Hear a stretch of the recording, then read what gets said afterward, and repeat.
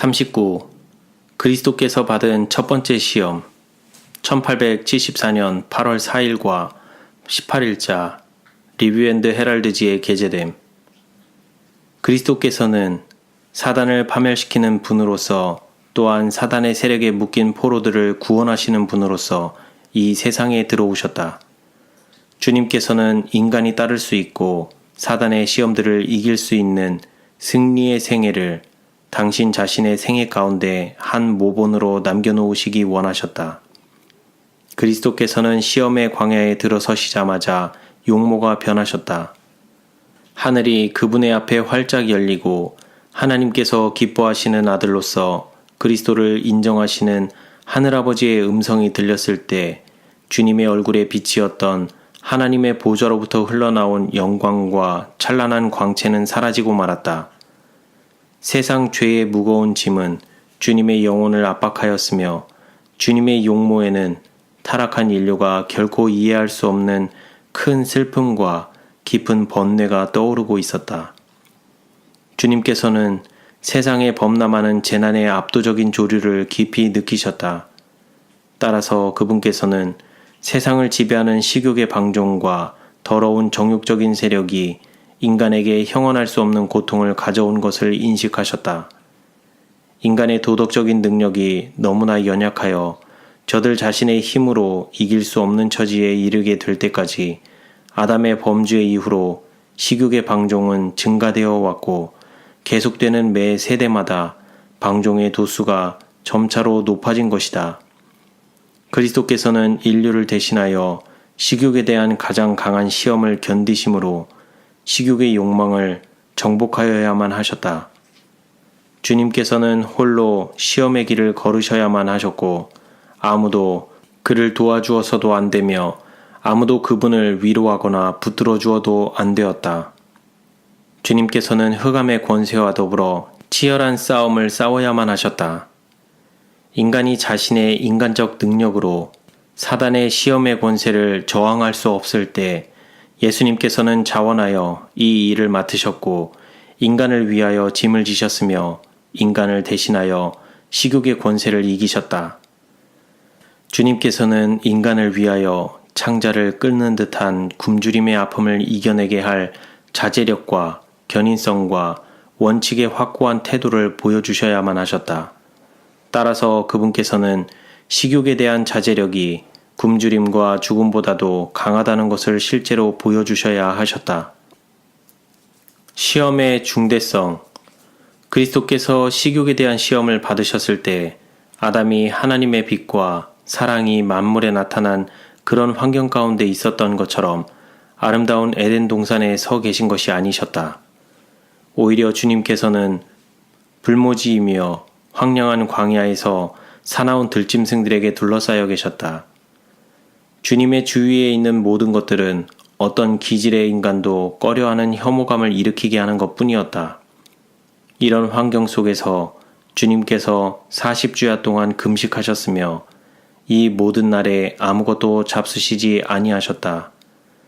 오랜 금식으로 주님께서는 쇠약해지셨으며 가장 통렬한 배고픔을 느끼셨다. 주님의 용모는 실로 모든 인간들보다 수척해지셨다. 이와 같이 그리스도께서는 강한 원수를 이기시기 위하여 투쟁의 생애에 돌입하셨으며 아담이 실패한 바로 그 시험을 맞아 성공적인 투쟁을 하심으로 사단의 권세를 분쇄할 수 있으셨고 타락의 치욕에서 인류를 구원하실 수 있으셨다. 아담이 식욕의 권세에 굴복했을 때 모든 것을 상실하였다. 인성과 신성이 그 안에 함께 연합해 있는 구세주께서는 아담의 위치에 서 계셨고 거의 6주일이나 되는 오랜 금식을 마치셨다. 이 금식의 오랜 기간이야말로 인간에게 미친 타락한 식욕의 죄악적인 세력이 그 정도가 얼마나 심했던가를 가장 강력하게 보여주는 증거가 된다. 그리스도의 인성은 인간이 당하는 불행의 깊은 비애를 맛보셨으며 그분의 신성이 영원하신 하나님을 붙잡고 있으면서 인성의 연약성과 필요성을 스스로 확인하였다. 인간이 범한 죄를 짊어지신 주님의 사업은 하나님의 율법을 계속적으로 범하도록 스스로 방종케 하여서는 안 되며, 그러한 범죄는 인간이 율법에 대한 채무자가 되게 하였으며, 그리스도께서는 당신 자신의 고난을 통해서 그 채무를 친히 갚고 계셨다. 그리스도의 시련과 고난은 인간에게 하나님의 율법을 범하는 인간의 죄가 얼마나 크다는 것을 느낄 수 있게 하고, 인간으로 그 율법에 대하여 회개하게 하며 순종하게 하고, 또한 그 순종을 통해서 하나님의 간합하심을 받게 한다. 주님께서는 당신의 의를 인간에게 전가하여 하나님께서 인정하시는 도덕적인 수준으로 향상시킴으로 거룩한 율법을 지키려는 인간의 노력이 간합되게 하셨다. 그리스도의 사업은 당신의 인성을 통해서 인간을 하나님에게, 또한 당신의 신성을 통해서는 하나님을 인간에게 화목시키는 일이었다. 광야에서 그리스도의 오랜 금식 생활이 끝나자마자 사단은 그의 시험거리를 가지고 그 즉시로 나타났다. 그는 빛의 옷을 입은 모습으로 그리스도께 왔으며, 주님을 동정하기 위하여 또는 주님을 고통스러운 상태에서 건지기 위하여 하늘 보좌로부터 자비의 사자로 파견된 천사라고 주장하였다. 사단은 하나님께서 실제로는 그리스도께서 얘기하셨던 것과 같은 그런 극기와 고난을 겪도록 요구하시지 않았다고 그리스도로 믿게 하려고 노력하였다. 그래서 사단은 하나님께서는 고난을 자원해서 견디겠다는 표시만을 그리스도께서 나타내 보이는 것으로 족하게 여기신다는 기별을 전하기 위하여 하늘에서 내려왔다는 것을 믿게 하려고 힘썼다. 사단은 그리스도께 당신의 발을 피 묻은 길에 딛고만 있으면 되고 그 길을 걸을 필요는 없다고 말하였다. 마치 아브라함처럼 완전한 순종을 나타내 보이는 시험을 받은 것처럼 생각해야 하였다. 그는 또한 아브라함이 이삭을 죽이려고 칼을 높이 쳐들었을 때에 그 손을 붙잡았던 천사가 바로 자기였으며, 그는 지금 그리스도의 생명을 구원하기 위하여 왔으므로 금식으로 고통스러운 굶주림과 죽음의 고난을 참을 필요가 없다고 하였으며, 자기가 그리스도를 도와 구원의 경륜을 이루도록 사업의 일부를 담당하겠다고 말하였다. 하나님의 아들은 이러한 모든 교활한 시험들을 물리치셨으며, 타락한 인류의 구원을 위한 계획을 수행하시는 당신의 목적에 있어서 정신적으로나 형식적으로 확고부동한 태도를 취하셨다. 그러나 사단은 그리스도를 유혹하여 자신에게 유리하게 이용하기 위하여 준비된 여러 가지 시험들을 다방면으로 전개하였다. 만일 그가 한 가지 시험에 실패한다면 또 다른 시험으로 시도하려 하였다. 사단은 그리스도께서 인간처럼 당신 자신을 낮추셨기 때문에 능히 성공할 수 있으리라고 생각하였다. 그는 자신이 하늘의 천사처럼 가장한 특성이 발각되지 않을 것이라고 장담하였다. 또한 그는 주님의 수척해진 모습과 불쾌한 환경을 빙자하여 그리스도의 신성을 의심하는 것처럼 자신의 언행을 꾸며 보였다. 그리스도께서는 인성을 쓰심으로 당신의 모습이 하늘의 천사들보다 못할 것을 미리 아셨다. 사단은 만약 주님께서 실제로 하나님의 아들이시라면 그분의 고상한 성품에 대한 증거를 나타내 보이라고 강권하였다. 그는 식욕에 대한 시험을 가지고 그리스도께 접근하였다. 사단은 이 점으로 아담을 정복하였고 그의 후손들을 지배하여 왔으며, 식욕의 방종으로 인간의 범죄가 극도에 달하여 하나님께서 홍수로 인간을 지구에서 쓸어버리기까지 불법한 행위로 하나님의 진노를 사게 하였다.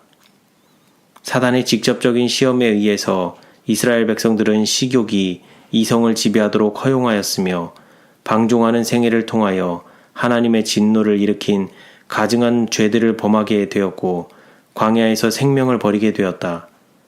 그래서 사단은 동일한 시험으로 쉽사리 그리스도를 정복할 수 있으리라고 생각하였다. 그는 그리스도께 고상한 천사들 중에 하나가 이 세상으로 추방되었는데 그리스도의 용모를 보아 하늘의 임금이 아니요 타락한 천사이며 그리스도의 여위고 고통스러운 모습이 그 사실을 설명해주고 있다고 말하였다. 자신을 위하여 이적을 행치 않으심. 그때의 사단은 빛의 옷을 입고 강한 세력을 가지고 있는 자기 자신의 매력적인 용모에 그리스도의 관심이 끌리도록 하였다.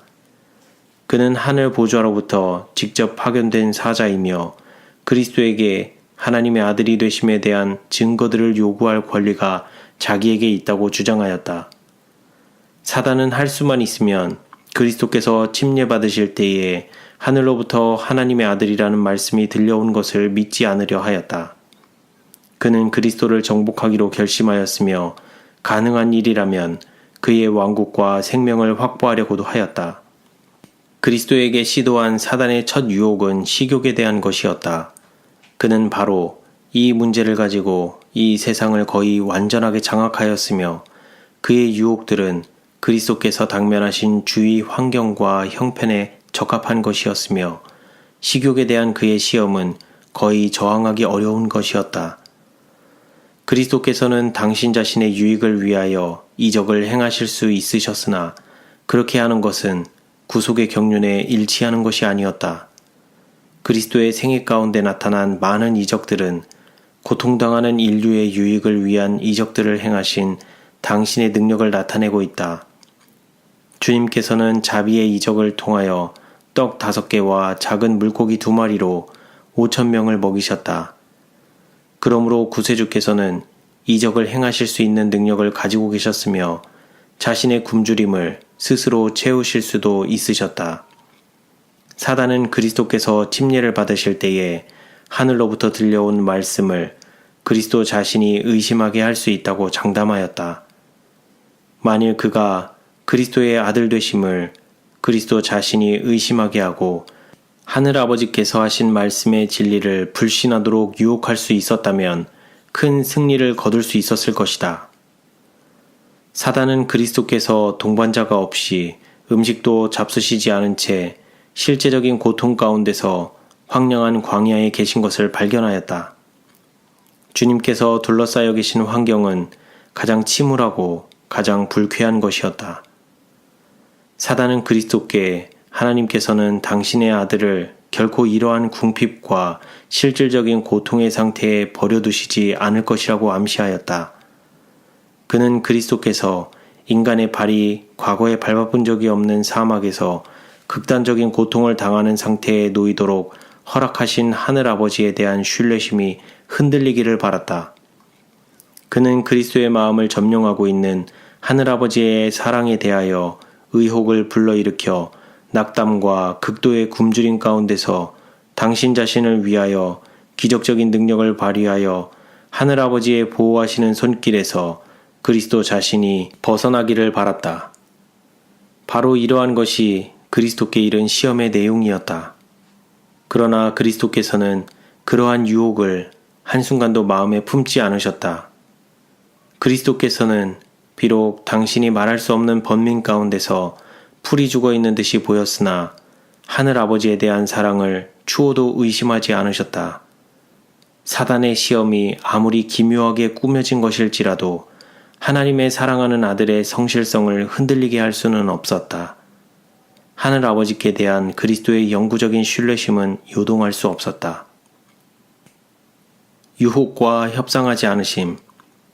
예수님께서는 당신의 원수에게 자기가 어떻게 하나님의 아들이 되시며 어떤 태도로 행동을 취해야 할 것을 설명하시기 위하여 당신 자신을 굽히지 않으셨다. 사단은 모욕적이며 조롱이 섞인 태도로 그리스도의 당면한 허약성과 불운한 모습을 자기의 세력과 영광에 비교하여 언급하였다. 사단은 그리스도를 가리켜 가련한 천사들의 대리자이며 하늘 궁전의 왕으로 인정받으시는 천사들의 사령관에 비하면 너무도 초라한 존재라고 조롱하였다. 그리스도의 당장의 모습은 하나님과 인간으로부터 버림받은 존재임을 가리켜주고도 남음이 있다고 하였다. 그는 만약 그리스도께서 진정 하나님의 아들이시요 천국의 군주이시며 하나님과 동등한 권세를 가졌던 분이라면 돌을 명하여 떡이 되게 하는 이적을 행함으로써 당신의 굶주림을 채워 하나님의 아들 된 증거를 보여줄 수 있을 것이라고 하였다. 사단은 만일 그리스도께서 이 일을 행한다면 즉시로 자신의 우월성을 포기할 것이며 자기 자신과 그리스도 사이의 경쟁을 영원히 종결지을 것이라고 약속하였다. 그리스도께서는 사단의 욕설이 담긴 조롱을 모르는 척 하셨다. 주님께서는 당신의 능력에 대한 확증을 사단에게 보일 만큼 시험에 자극되지 않으셨다. 주님께서는 보복의 정신이 없이 사단의 모욕을 온유하신 태도로 받으셨다. 주님께서 침례 받으실 때에 하늘로부터 들리는 음성은 매우 고귀한 것으로서 하늘아버지께서 인간의 대리자요 단범으로 구속의 경륜을 이루려는 당신의 절차를 인정해 주시는 증거의 말씀이었다. 하늘이 열리고 하늘의 비둘기가 내려온 것은 사단의 통치에서 인류를 구원하시기 위하여 하늘아버지께서 당신의 권능으로 지상에 있는 아들의 능력과 연합하였다는 보증이었으며 땅을 하늘에 연결하고 유한한 인간을 무한하신 하나님께 연결지으려는 그리스도의 노력을 하나님께서 수락하셨다는 또 하나의 보증이었다. 하늘아버지께로부터 받은 이러한 증거들은 주님께서 당하신 모든 혹독한 고난과 배도한 마귀와의 두려운 투쟁을 통하여 하나님의 아들에게 있어서 이루 말할 수 없이 보배로운 것이었다. 광야에서 하나님의 시험을 견디실 때나 주님의 전 봉사의 생애를 통해서 당신 자신의 능력과 세상의 구세주가 되시는 자격에 대하여 사단을 설득하기 위한 아무 일도 행치 않으셨다. 사단은 주님의 고상한 신분에 대하여 충분한 증거를 가지고 있었다. 다만 그는 주님께 마땅히 돌려야 할 영예를 예수님께 돌리기를 원치 않았으며 하나님께 반역하여 하늘에서 쫓겨난 부하로서 복종의 태도를 나타내기를 원치 않았다. 그리스도께서 당신 자신의 유익을 위하여 거룩한 능력을 행사하거나 고난에서 당신 자신을 건지는 일은 그리스도의 사명 가운데 주어진 일이 아니었다. 주님께서는 자원하여 이 고난을 지시기로 결정하셨다. 따라서 주님께서는 인성을 쓰시기 위하여 스스로 낮추셨으며 모든 불편과 인간이 당하는 질병과 고통을 겪으셔야만 하셨다. 그러나 결코 당신 자신을 위하여 이적을 행하여서는 안 되셨다. 주님께서는 다른 영혼을 구원하시기 위하여 오셨다. 주님께서 지신 사명의 목적은 고통당하는 사람들과 압제를 받는 사람들에게 축복과 소망과 생명을 가져다 주는 것이었다. 주님께서는 고통당하는 인류의 무거운 부담과 슬픔을 짊어지셔야만 하셨다. 비록 그리스도께서는 가장 극심한 굶주림의 고통을 겪으셨으나 모든 시험들을 참아내셨다.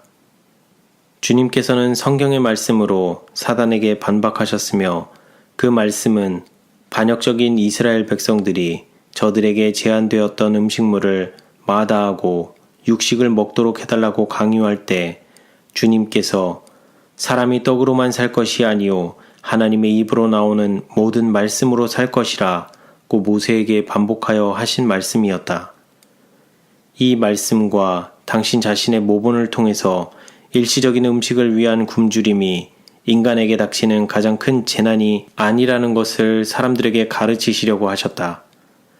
사단은 하나님께서 저들에게 금하신 생명나무의 열매를 우리 시조가 먹음으로써 좋은 결과를 가져왔고 저들이 죽지 않게 될 것이라고 장담하였으나 그것은 바로 하나님께서 저들에게 선언하신 진리에 반대되는 것이었다.